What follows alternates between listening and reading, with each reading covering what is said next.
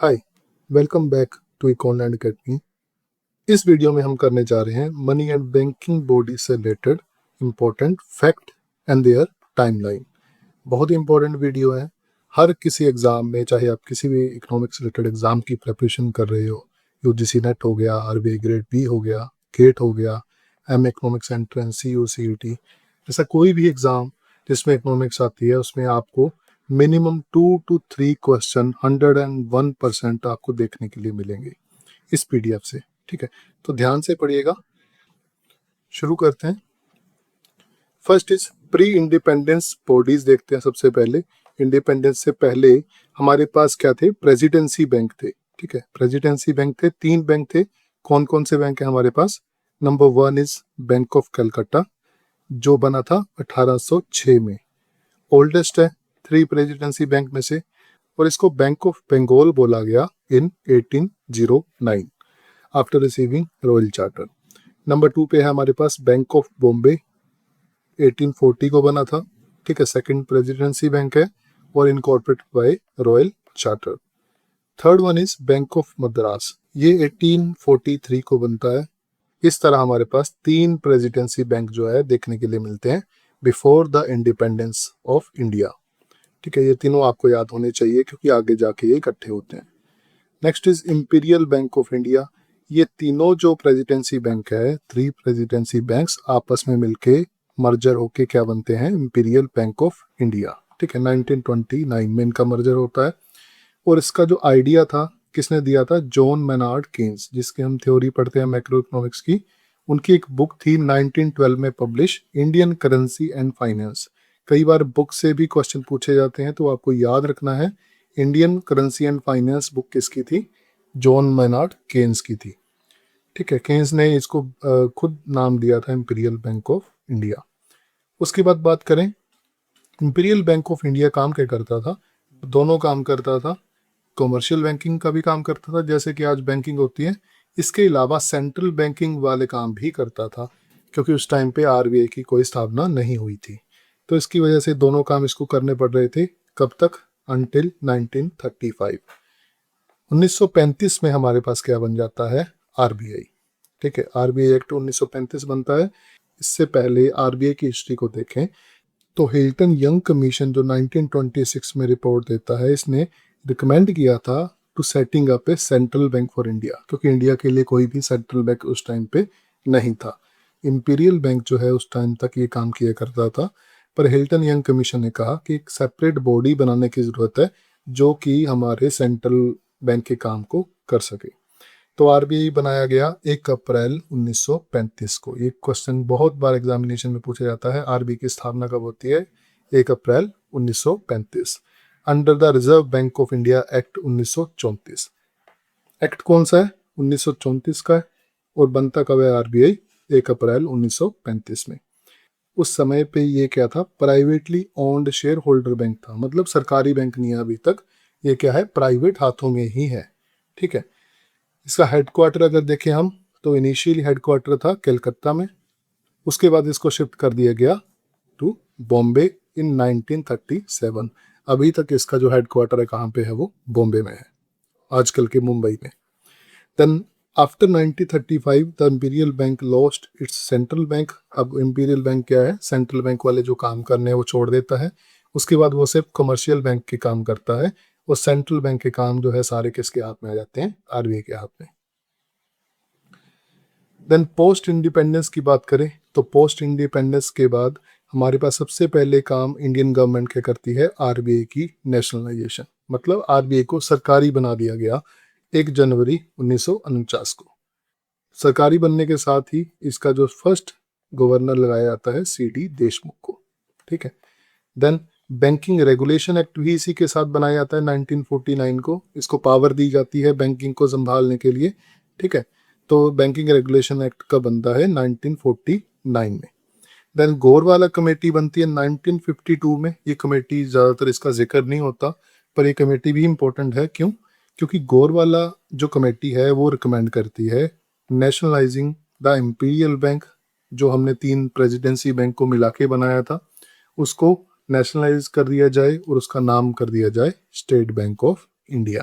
ठीक है, state bank of India नाम कर दिया जाए। उसके बाद क्या किया सरकार ने, 1 जुलाई 1955 को इस एसबीआई को बना दिया गया under the SBI act 1955।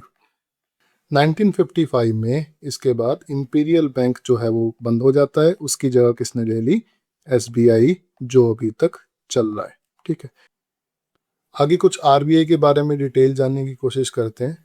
RBI की फुल फॉर्म है रिजर्व बैंक ऑफ इंडिया। बनता है कब, 1 अप्रैल 1935 under the RBI act 1934। Nationalise किया गया इसको 1 जनवरी 1949 में। हेडक्वार्टर मुंबई में है आजकल, पर शुरू में कहाँ था, कलकत्ता भी था। ऑब्जेक्टिव क्या है, ऑब्जेक्टिव हम सबको पता है, नोट इशू करना, मॉनेटरी स्टेबिलिटी को बरकरार रखना, ठीक है, करेंसी और क्रेडिट सिस्टम को चलाना और बैंकों को रेगुलेट करना, ये इसके कोर जो ऑब्जेक्टिव है माने जाते हैं। इसके अलावा इम्पोर्टेंट एक चीज़ है मॉनेटरी पॉलिसी कमेटी। ठीक है, इसमें क्या होता है, 6 मेंबर होते हैं, 3 आरबीआई से और 3 गवर्नमेंट जो है अपनी तरफ से भेजती है।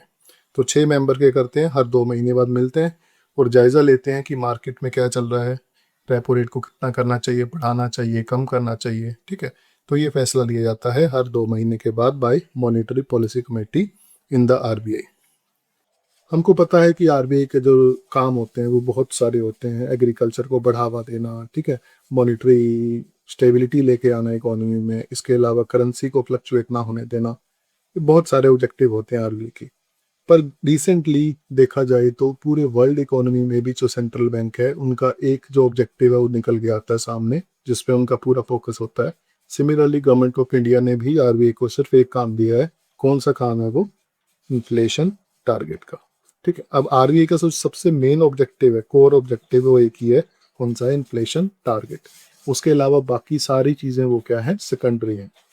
इन्फ्लेशन टारगेट को देखा जाए तो इनका टारगेट क्या है, 4% सीपीआई कंबाइंड। ठीक है, 4% सीपीआई का टारगेट रहता है with A tolerance band of ±2, मतलब ऊपर नीचे 2% जो है वो जा सकता है।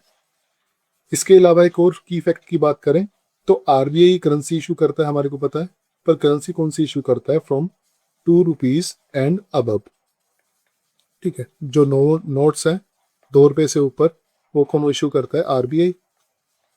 1 रुपए का नोट जो है वो कौन इशू करता है, finance department, government of India. ठीक है, अगर आप 1 रुपए का नोट कोई भी देखोगे उस पर आरबीआई के गवर्नर के साइन नहीं होते, बाकी सारे नोट्स पे किसके साइन होते हैं, आरबीआई के गवर्नर। बट जो ये नोट है इसको सर्कुलेट कौन करता है, आरबीआई ही सर्कुलेट करता है। बस ये एक इम्पोर्टेंट फैक्ट है, इशू कौन करता है, finance department, government of India. Circulate कौन कर रहा है, आरबीआई ही सर्कुलेट कर रहा है दोनों को। नाउ मूविंग टूवर्ड्स टाइमलाइन, जो हम मनी एंड बैंकिंग की इंपॉर्टेंट बॉडीज को पढ़ेंगे। सबसे पहले हम पढ़ते हैं 1948 में बनी industrial finance corporation of India, इसको बोलते हैं आईएफसीआई। ठीक, कब बनती है, 1948 में बनती है। सबसे पहली डेवलपमेंट फाइनेंस इंस्टीट्यूशन है इंडिया की। इसका काम क्या था, long term industrial financing, industries जो है उसको फाइनेंस करना, लोन देना लॉन्ग टर्म के लिए। देन 1949 में हमारे पास बन जाता है आरबीआई, जिसके बारे हम पहले पढ़ चुके हैं, नेशनलाइज हो जाता है। इसके अलावा बैंकिंग रेगुलेशन एक्ट भी जो है 1949 को पास हो जाता है। देन 1955 में हमारे पास एसबीआई आ जाता है। ठीक है, कहाँ से बना SBI, imperial bank of India से एसबीआई एक्ट बना के एसबीआई बैंक की जो है स्थापना की जाती है।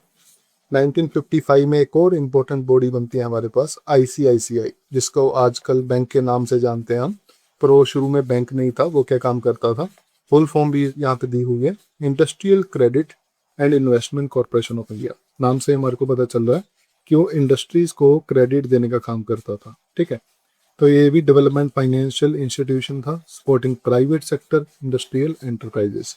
आईसीआईसीआई बाद में क्या है, बैंक बन जाता है, प्राइवेटली ओन्ड। 1-2 इंपॉर्टेंट बॉडीज हम और पढ़ेंगे जो बाद में जो है बैंक में कन्वर्ट हो जाती है।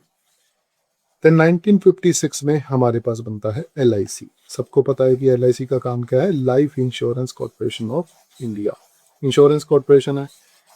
इसको बनाने के लिए 245 प्राइवेट लाइफ इंश्योरेंस को इकट्ठा कर दिया गया, नेशनलाइज कर दिया गया, सरकारी कर दिया। ठीक है, क्योंकि उस टाइम पे बहुत फ्रॉड होते थे लोगों के साथ, जो प्राइवेट इंश्योरेंस कंपनीज थी वो लोगों के साथ बहुत फ्रॉड करती थी। तो गवर्नमेंट ऑफ इंडिया ने देखा कि इसको रोकने के लिए हम क्या करते हैं, इम्पोर्टेंट बॉडी बनाते हैं, इन सारी जो प्राइवेट ओन कंपनीज हैं इनको इकट्ठा करके सरकारी बना देते हैं ताकि लोगों का भला हो। अच्छा, लाइफ इंश्योरेंस कंपनी जो LIC बनती है, इसकी मोनोपली रहती है इंडिया में अनटिल 2000 में क्या होता है, गवर्नमेंट ऑफ इंडिया जो है फॉरेन डायरेक्ट इन्वेस्टमेंट वगैरह खोल लेती है इंडिया में ताकि प्राइवेट कंपनीज जो हैं वो भी एंटर हो सके। देन 1961 में हमारे पास बनती है डिपॉजिट इंश्योरेंस कॉरपोरेशन, जिसका काम क्या है, जो हमारे डिपॉजिट है बैंक्स में हमने FD RD करवा रखी हैं उसको इंश्योर करना, इंश्योरेंस देंगे उसको। DICGE इससे पहले ये बॉडी बनाई गई थी। इंश्योर्ड बैंक डिपॉजिट कब बनती है, 1961 में।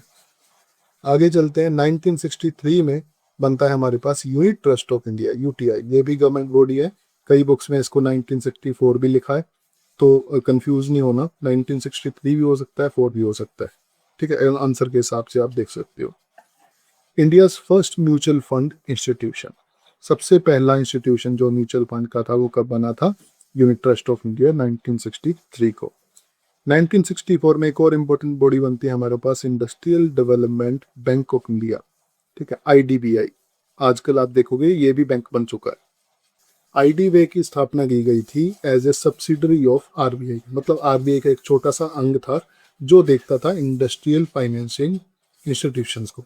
जो किस एरिया में काम करता था, इंडस्ट्रियल फाइनेंसिंग एरिया में काम करता था IDBI, बट रिसेंटली इसको बैंक जो है वो बना दिया गया।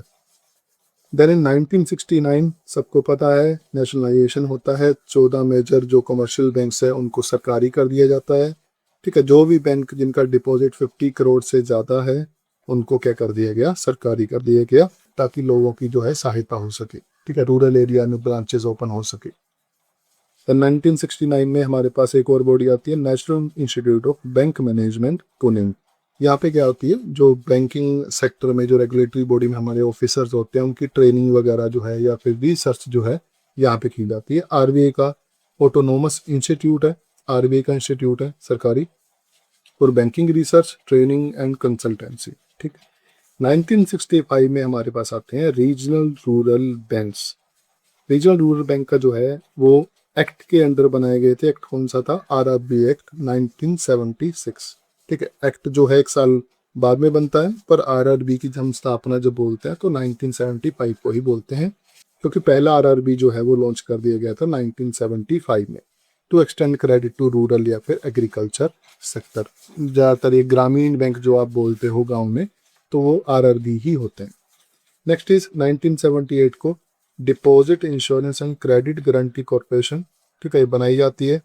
RBI की सब्सिडरी है, काम क्या करती है, डिपॉजिट को इंश्योरेंस देना। कितना डिपॉजिट, 5 लाख। अब ये 5 लाख कर दिया गया निर्मला सीतारमन जी द्वारा 1-2 साल पहले, ठीक है। 1978 में बनती है, RBI की सब्सिडरी है, इंश्योरेंस देती है बैंक डिपॉजिट को अप टू 5 लाख पर डिपॉजिटर।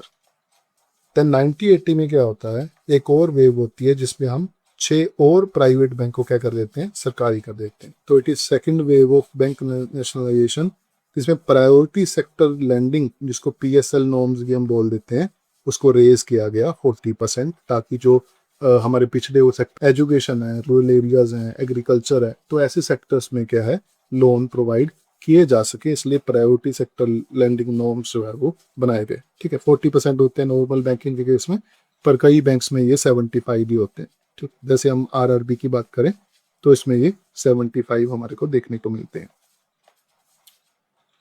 नेक्स्ट इज 1981 में हमारे पास बनता है एक्सिम बैंक। एक्सिम बैंक की फुल फॉर्म क्या है, export import bank of India, नाम से ही हमारे को पता चल रहा है। इसका काम क्या था, principal export credit and trade financing institution. जो लोग एक्सपोर्ट करना चाहते हैं, इंपोर्ट करना चाहते हैं, उनको फाइनेंस करने का ये काम करता है एक्सिम में। 1982 में हमारे पास आता है नबार्ड। नबार्ड की फुल फॉर्म बहुत बार पूछी जाती है, national bank for agriculture and rural development. NABARD बनने से पहले क्या था, ये काम भी RBI ही करता था, एग्रीकल्चर का, एग्रीकल्चर में लोन देने, वो भी काम RBI का ही था। पर 1982 तक RBI के बहुत सारे काम हो जाने की वजह से गवर्नमेंट ने सोचा कि एक अलग से बॉडी बना दी जाए for the agriculture and rural development, तब हमारे पास बनता है 1982 में नबार्ड। इसका काम क्या था? नाम से हमारे को पता चल रहा है कि एग्रीकल्चर और रूरल डेवलपमेंट से रिलेटेड काम था। And it is formed on recommendation of CRAFICARD committee. ठीक है, एक कमेटी का नाम है क्राफी कार्ड। इसके चेयरमैन कौन थे? B.C. वर्मा। तो ये कमेटी की रिकमेंडेशन से नबार्ड की स्थापना होती है 1982 में। उसके बाद हमारे पास क्या आ जाता है? 1987 में नेशनल हाउसिंग बैंक की स्थापना की जाती है। क्यों? हाउसिंग रिलेटेड हमारे को जो फाइनेंसिंग की जरूरत थी वो ये पूरी करता है नेशनल हाउसिंग बैंक। तो apex refinancing institution for housing finance. Then 1988 में हमारे पास बहुत ही इंपॉर्टेंट बॉडी बनती है सेबी। सेबी की फुल फॉर्म है securities and exchange board of India. 1982 में जो सेबी बनता है ये बनता है नॉन स्टैट्यूटरी।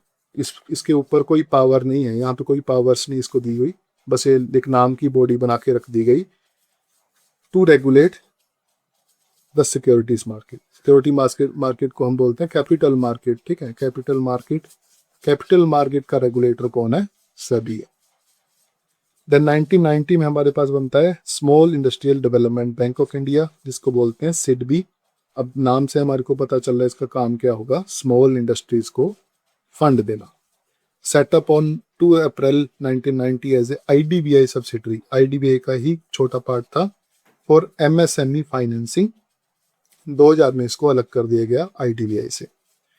तो 1991 में हमारे पास बहुत ही इंपॉर्टेंट कमेटी आती है, नरसिम्हम वन कमेटी, जिन्होंने कुछ रिकमेंडेशन दी थी जो कि बाद में गवर्नमेंट ने इम्प्लीमेंट भी की।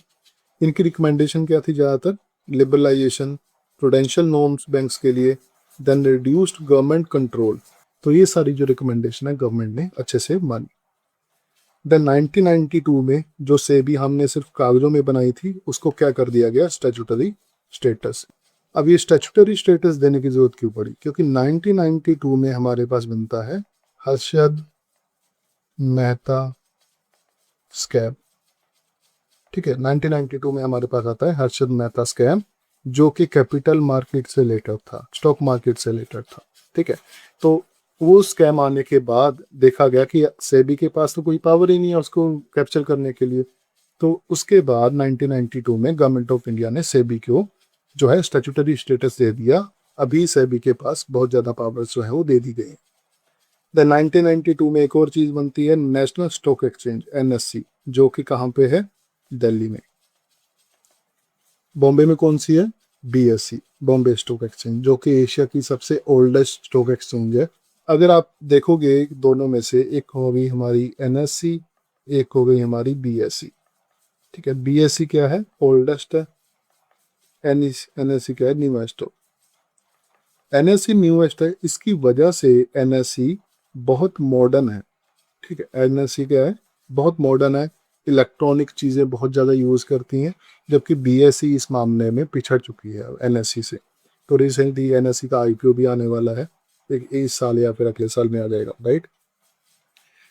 NSE का काम क्या है? टू एक्सचेंज होती है जी, स्टॉक एक्सचेंज। एक्सचेंज का मतलब लेन देन करना, स्टॉक को बेचना खरीदना, वो किसके थ्रू होता है? स्टॉक एक्सचेंज के थ्रू होता है।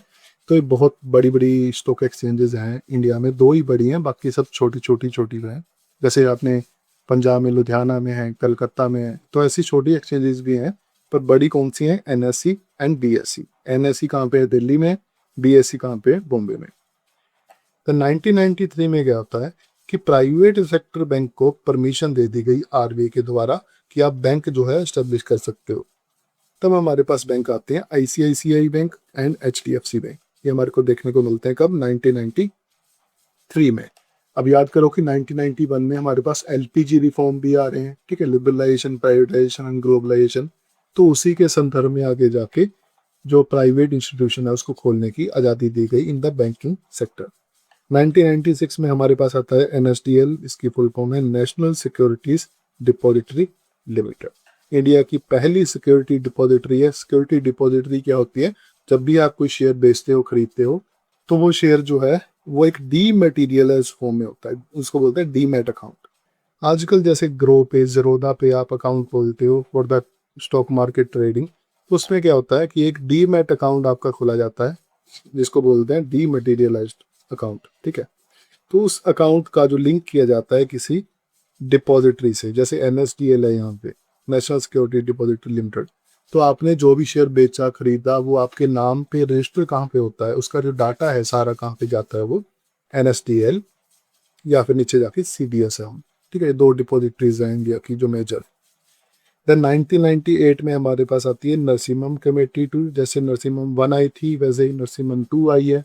इन्होंने भी कुछ रिकमेंडेशन दी थी जिसको गवर्नमेंट ने मान लिया था, जैसे NPA की मैनेजमेंट, कैपिटल एडिक्वेसी नॉर्म जिसको बेजल नॉर्म्स भी बोलते हैं हम। ठीक है, बैंकिंग सेक्टर की कंसोलिडेशन पे, मर्जर पे इन्होंने बहुत सारी जो रिकमेंडेशन दी थी। 99 में हमारे पास आती है CDSL, central depository service limited, India की जो secret security depository. Then in 1999 हमारे पास बनता है insurance regulatory and development authority, IRDA या फिर IRDAI। ठीक है, ये रेगुलेटरी बॉडी है, किसको रेगुलेट करती है? इंश्योरेंस सेक्टर को, याद रखना। ठीक है, जैसे RBI रेगुलेट करता है बैंक्स को, सेबी रेगुलेट कर रहा है कैपिटल मार्केट को, वैसे ही इंश्योरेंस सेक्टर को रेगुलेट करने के लिए एक बॉडी बनाई गई, उसका नाम क्या है? IRDAI, in the year of 1999। ये जो ऑर्गेनाइजेशन थी, it is based on Malhotra committee.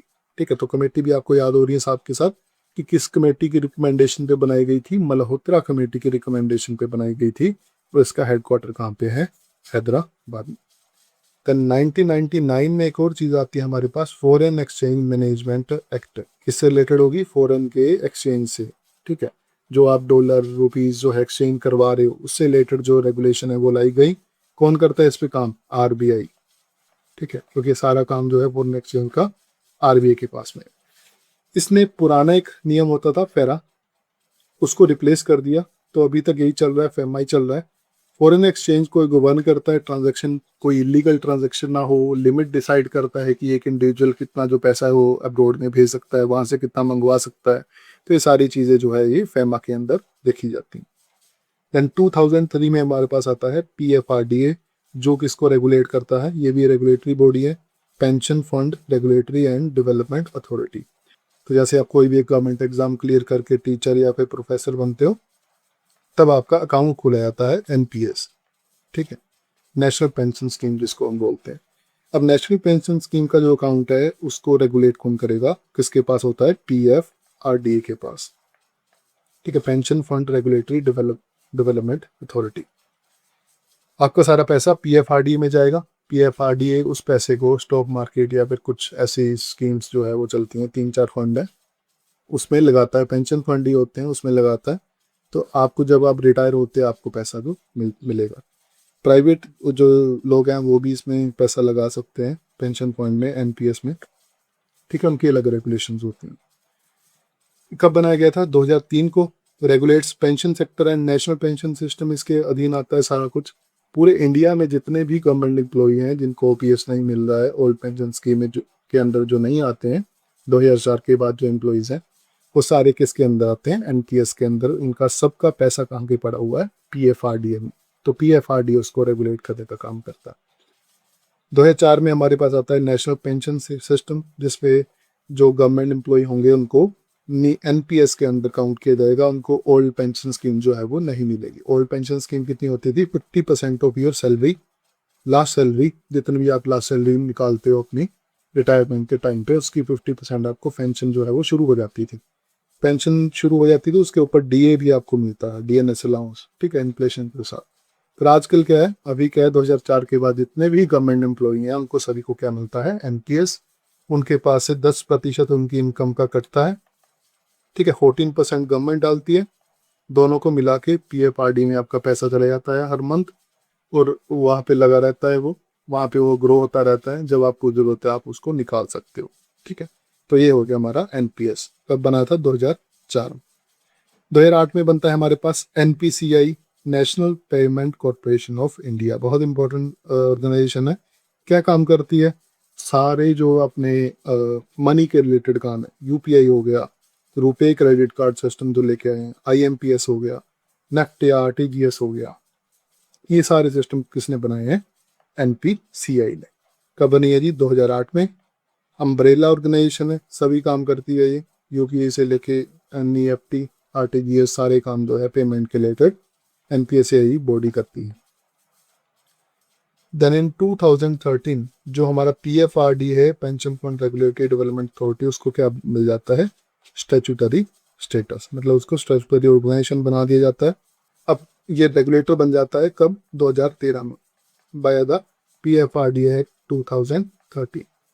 Then in 2014 we have Pradhan Mantri Jan धन योजना, जो चलाई गई थी फॉर फाइनेंशियल इंक्लूजन। इंक्लूजन का मतलब होता है उन लोगों को भी फाइनेंशियल सिस्टम के अंदर ऐड करना जो इससे बाहर हैं, जैसे गांव में या फिर बहुत ही देहात इलाके में जाके उनको बैंकिंग सिस्टम के अंदर ऐड करना।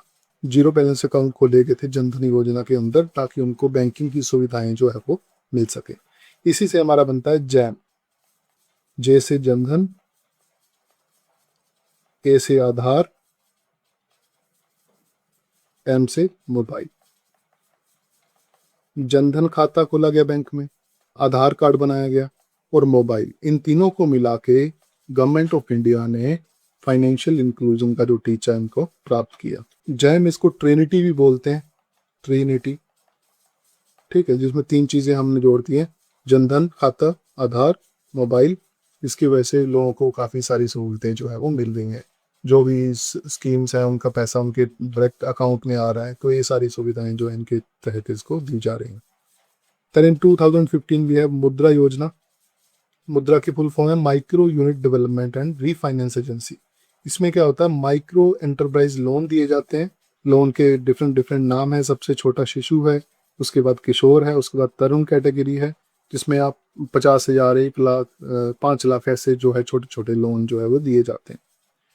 2016 में we have insolvency and bankruptcy code, IBC।